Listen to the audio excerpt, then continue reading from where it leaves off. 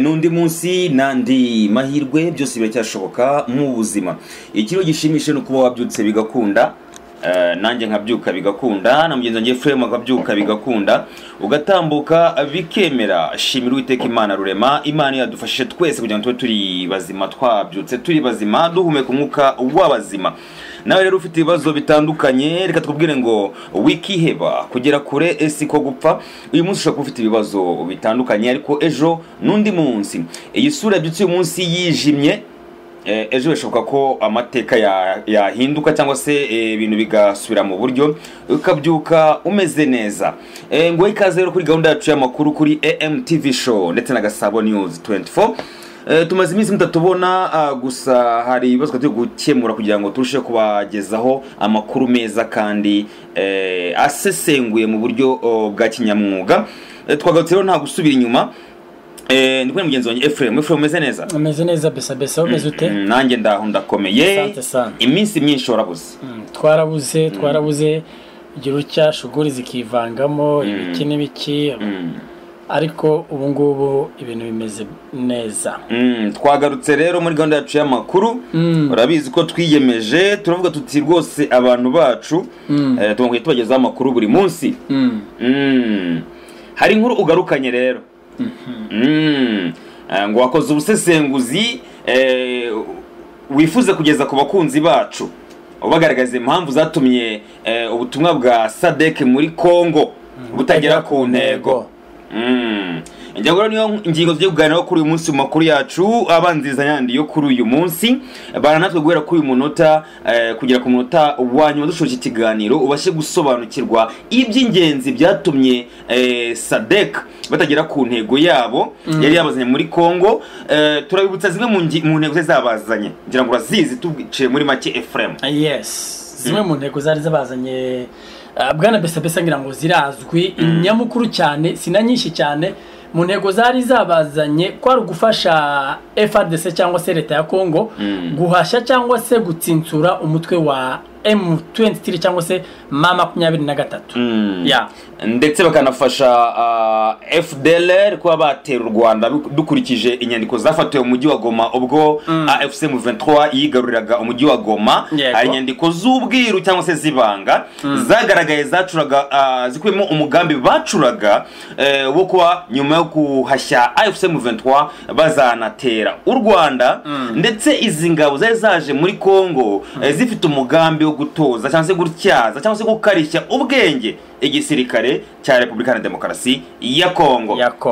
Reka rero dufata akaruhuko gato, tuze mu kanya gato tuguha ikaze mu makuru yacu mu buryo burambuye.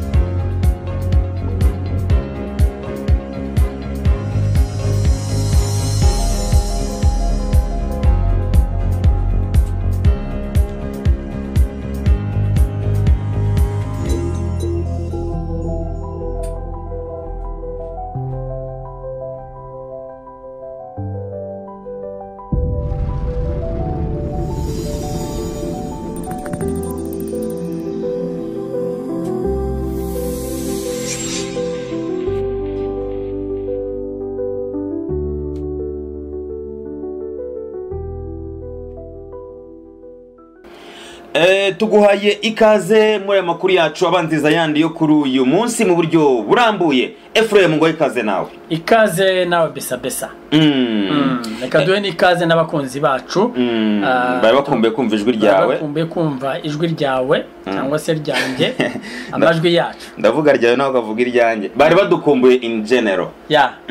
Tubaha ikaze rero, tubabwire ngo ikaze bavandimwe bakunzi bacu. Turi kumwe rero, reka tuze twanzike izi nkuru. Uyu munsi tubafitiye impamba nini cyane. Ni impamba nini, ni package remereye. Ngira ngo bitewe n'iminsi tumaze iminsi mutatubona mutatwumva, twahisemo kwa Marirungu mu buryo buhagije. Hari ibintu ukunda kubibutsa bibibutse twinjire mu mwandiko. Tubibutsa abavandimwe nta bindi dora tubabwira ngo password ni ugukanda subscribe hanyuma ukazajya udukurikira umunsi ku wundi cyangwa se ukaba umwe mu bakunzi babasha kugerwaho n'ibiganiro byacu bya buri munsi, cyane cyane ko bavandimwe amakuru tubagezaho ni amakuru mu by'ukuri twasesenguye, twakoreye ubucukumbuzi atari ivumbi, apana yandi yo kuvuga ngo murimo murashakishiriza amata ku kimasa. No, na amakuru tuba twizeye kandi mu by'ukuri tuba twakoreye ubusesenguzi nk'abanyamakuru b'abanyamwuga cyangwa se bakimwuga. Reka tubabwire ngo nimudukandire subscribe abatarayikanda, n'abandi mwese mwayikanze muduhe comment, muduhe like n'ibindi byose mubona ko byatwungura. Dukeneye ku muryango munini mugari ubasha mu by'ukuri gukomunika ahantu hanini hashoboka. No bidukorera uraba ugize neza cyane, uraba uduteye inkunga mu buryo bumwe cyangwa ubundi, biradufasha kurusha kugira morale na courage zo kugeza amakuru meza kandi ya buri munsi ya buri saha. Yego. Ikaze cyane twinjiye mu mwandiko wacu nyirizina Ephraim. Uhitamo uyu munsi rero kuza kutubwira impamvu zatumye ubutumwa bwa SADC muri Kongo butagera ku ntego yabwo. Uyu muryango w'ubukungu w'ibihugu byo mu majyepfo ya Afrika SADC, ibi birazwi ukomeje gucyura ingabo warorohereje muri Repubulika ya Demokarasi ya Kongo nyuma yo gutsindwa intambara barwanagamo n'inyeshyamba zo mu mutwe wa M23. Ntabwo ari inyeshyamba ariko ni ingabo. Ubu ni ingabo.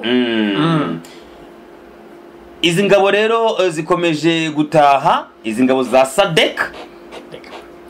Izi ngabo zikomeje gutaha ziciye ku butaka bw'u Rwanda nyuma y'umwaka urenga zirwana ku ruhande rw'ingabo za Repubulika Iharanira Demokarasi ya Kongo cyangwa se ya Kinshasa. Bwana Besabesa, nibyo koko Ephraim, mu byanyenzaga ziriya ngabo zari mu butumwa bwiswe SAMIDRC harimo kurwanya umutwe wa M23 zikawutsinsura. Hanyuma zigafasha leta ya RDC cyangwa se leta ya Repubulika Iharanira Demokarasi ya Kongo mu mugambi yari ifite wo gutera u Rwanda nk'uko bigaragarira mu nyandiko zabonywe mu mujyi wa Goma ubwo M23 yawigaruriraga muri Mutarama uyu mwaka. Nibyo koko SAMIDRC kandi rero nagombaga kujya ihimyitozo ingabo za leta ya Kongo arizo FARDC. Ni misiyo icyakora muri ubu butumwa bwari bushyigikiwe cyane cyane Afrika y'Epfo. Izi ngabo zitashye zitageze ku ntego yari yazizanye hano muri Repubulika ya Demokarasi ya Kongo. Professeur Thomas Mendra, uyu mugabo Ephraim, uyu n'umwari muri kaminuza yigisha iby'ubwirinzi mu gihugu cya Denmark ahangani ku mugabane w'Uburayi. Uyu mugabo agaragaza ko mu mpamvu zatumye SAMIDRC inanirwa kugera ku ntego zayo zarimo gutsinsura M23 harimo kudasobanukirwa neza umwanzi barwanaga, gusobanukirwa imiterere y'uwo barwana, imbaraga za politiki zimuri inyuma. Imbaraga za politiki zimuri inyuma ndetse n'imbaraga by'ibihugu z'ibihangange byinshi inyuma y'uyu mukino wibera muri Kongo. Yes. Ngayo nguko rero iyi mukutero ndetse n'ibinyamakuru byo muri Afrika y'Epfo Ephraim bahuriza ku kuba uburyo bw'amafaranga yari guherekeza ubu butumwa ndetse n'uburyo gutegura ingabo, ibikoresho, ngo ibi byose aho biva bikagera byari biteguye nabi. nka Afrika y'Epfo yakomeje kwigaragaza cyane nka kimwe mu bihugu bitifuza amahoro hano mu karere.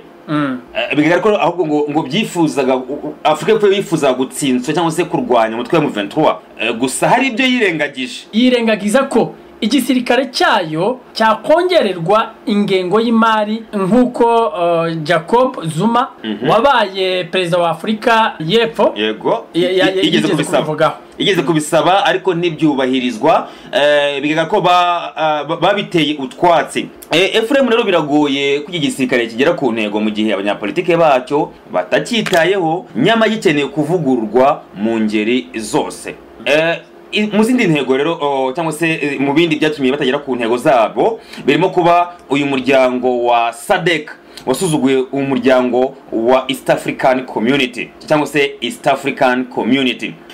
ubutumwa bwa Sami DRC byari bigoye kugera ku ntego kuko mu ntangiriro umuryango wa SADC bigaragara ko utahaye agaciro inzira y'amahoro yari yaharuwe n'umuryango wa Afurika y'Iburasirazuba. Urabizi ko mbere ko bohereza ingabo muri Kongo hari ari ingabo za East African Community zirahambirizwa. Tshisekedi avuga ko nta musaruro zatanze kuko zanze kurwanya M23, nibwo yahisemo kuzana SADC. SADC rero yigaragaje nk'idashaka gukorana na East African Community kandi umuryango wa Afurika y'Iburasirazuba bitari gushoboka ko usuzugura mu gihe bimwe mu bihugu biwugize nk'u Rwanda, Kenya na Uganda aribyo byikorera umutwaro w'ingaruka z'intambara ibera mu burasirazuba bwa Repubulika ya Demokarasi ya Kongo. Ikindi yase yari yagaragaje ko inzira ya politiki ariyo yakemura ibibazo kurusha iyi ntambara. Nuvuga ngo inzira ya politiki abantu bicare baganire habe ibiganiro bihuza impande zombi zishyamiranye kurusha kujya mu ntambara, kurusha ko barwana. SADC yaje ishaka intambara, hari indi mpamvu rero Ephraim muzazanye aba basirikare ba SADC harimo no gutoza igisirikare cya Repubulika ya Demokarasi ya Kongo, ngo byakubise igihwereye. Umugambi wo gutoza igisirikare cya Kongo ntago bawugezeho cyangwa se barafailinze tubyite gutyo nubwo atari Kinyarwanda mvuze. Sami DRC rero mu mpamvu ya kabiri yari yayizanye harimo gutoza igisirikare cya Kongo. Iyi misiyo nayo ntiyari gushoboka kubera impamvu z'uko ubwayo yari misiyo iteguye nabi ku buryo nta bumenyi budasanzwe bari kungura igisirikare cya FARDC cyangwa se igisirikare cya Repubulika ya Demokarasi ya Kongo. Inzobere zitandukanye bwana Besa zigaragaza ko igisirikare cya FARDC ubwacyo ari igisirikare kitari ku murongo mu nzego zacyo zose. Ikindi inzego za politiki zikireberera nazo ukaba wasanga zitacitaho nkuko bikwiye. Ikindi bijyanye na ruswa yamunze iki gihugu cyose yakunze kuvugwa mu nzego zitandukanye. Yakunze kuvuga mu nzego zitandukanye bwana Besa. Biragoye ko ubutumwa bwa Sami DRC bwari kuzuza inshingano yo kugishyira ku murongo, nyamara bizwiho gukorana n'imitwe ya Wazalendo ndetse na FDLR ku buryo guhuza ibi byombi byabaye ihurizo rikomeye kuri Sami DRC. Mu ncamake rero Ephraim umuryango wa SADC wirengagije inzira y'amahoro yari yatangiwe na East African Community cyangwa se umuryango w'ibihugu bya Afurika y'Iburasirazuba kandi yari imaze gutanga umusaruro kurusha ubutumwa bwa Sami DRC.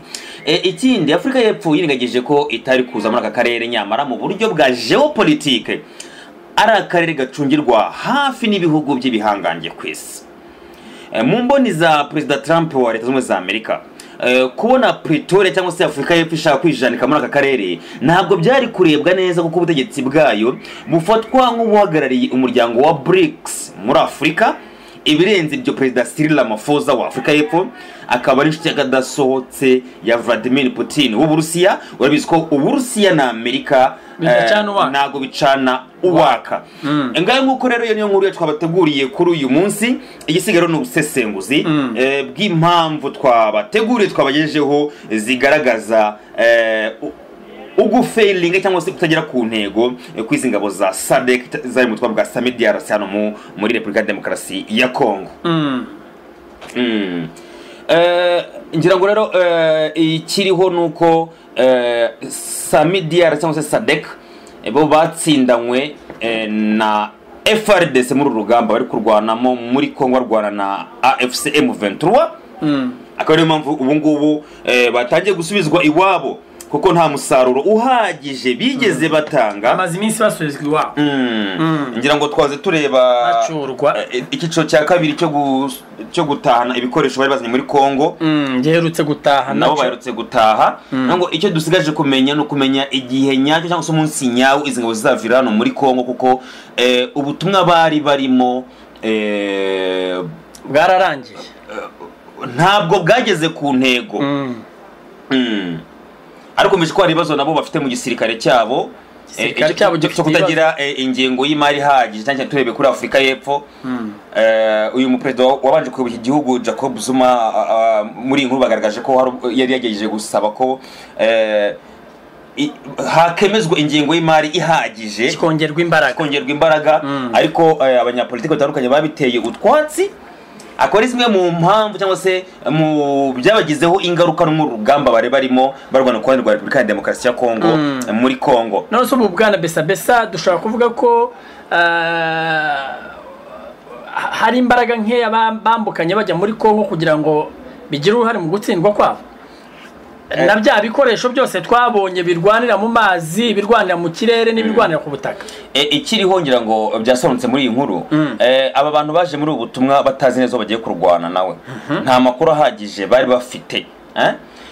Aba bantu ko bigeze kurwana n'ubundi na M23 muri ya myaka 2012-2013 bakayitsinda, n'ubundi baje bafite confidence, bazi ko ari gisirikare kinyeshyamba, baje kwirukana muri ibi bice, gisigaye kidafite imbaraga kidasobanutse.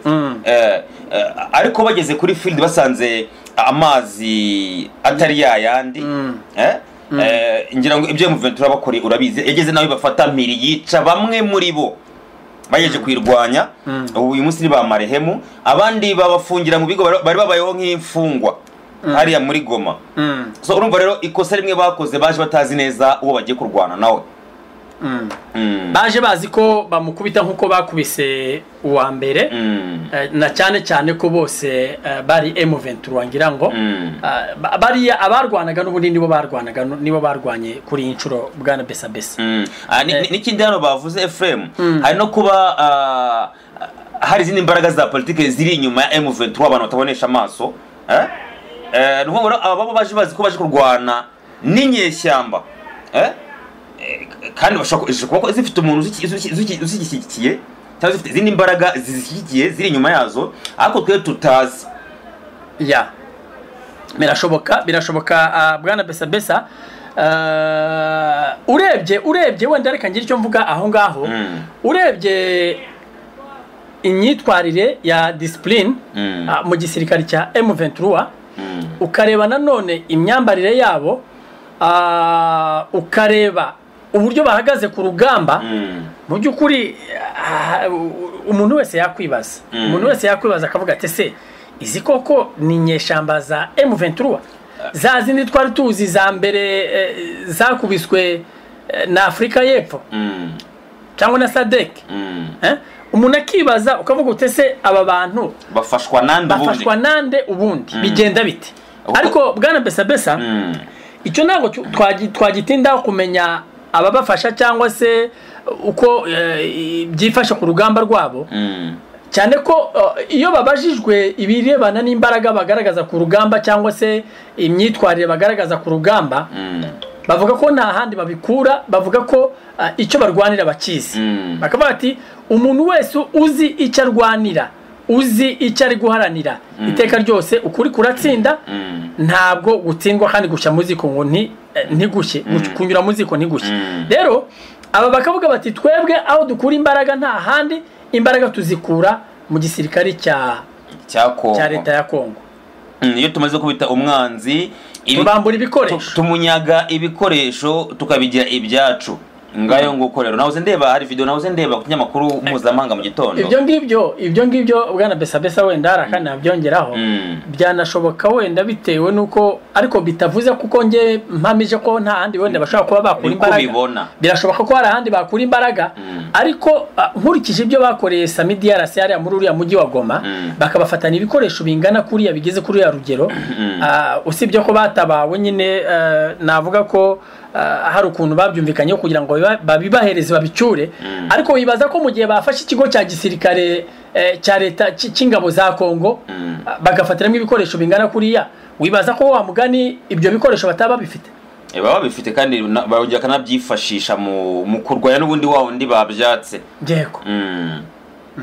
Ngira ngo ikindi kirimo muri iyi nkuru Ephraim, SADC cyangwa se Sami DRC, ingabo zimi za Afrika y'Epfo, Malawi na Tanzania, baza mu butumwa muri Kongo, baje bafite confidence n'agasuzuguro, kandi hari East African Community, ibihugu byo mu bigize umuryango wa Afrika y'Iburasirazuba n'ubundi still bari barinje mu kibazo cya Kongo, bashyiraho n'ingabo zijya kubungabunga umutekano muri Kongo, ibintu Kisekedi yaje guhindura nyuma y'umwaka umwe, avuga ko izo ngabo nta musaruro zatanze mu tumwa zarimo muri Kongo, dore ko we yarazi ko nizijya muri Kongo zigiye kurwana ku ruhande rwe nkuko izi ngabo za SADC zabikoraga.